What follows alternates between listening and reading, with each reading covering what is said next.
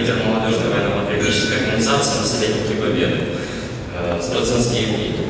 Я бы хотел обратиться, я бы хотел сказать, что мне очень приятно, что здесь сегодня собрался весь депутатский корпус, пригласили нас, представителей молодежи, пригласили лидеров общественных организаций. Огромное спасибо Геннадию Леонидовичу Курбанову за здесь собрание такое. Значит, я бы хотел рассказать вкратце о работе, которую проводит наша молодежная организация.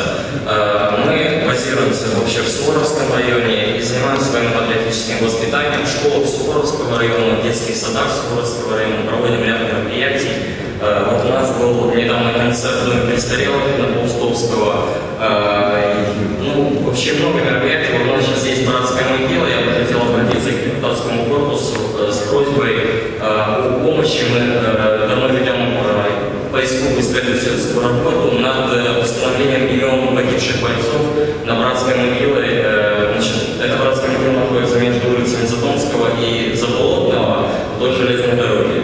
Братская могила по предварительной версии 19 пограничников, 19 погранцов.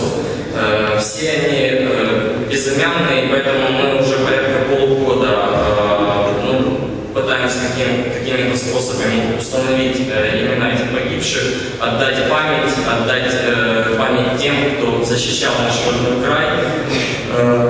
Значит, нас активно поддерживает Суворовский совет ветеранов Абрамов Валентин Иванович. Значит, молодежная организация «Колокол», молодежный губернатор поддерживает нас. Александр Таран только что выступал и сказал, что есть ряд проектов, в том числе проект «Хранители памяти», кинематографический проект. Я бы хотел сказать, что мы также этот проект поддерживаем и сотрудничаем в рамках этого проекта вместе с Александром Тараном.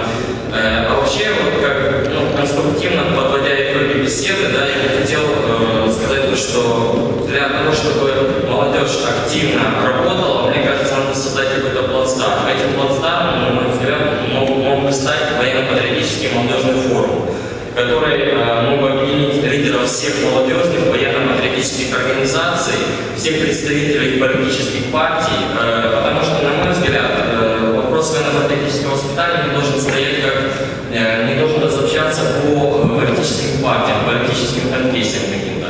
То есть этим должны заниматься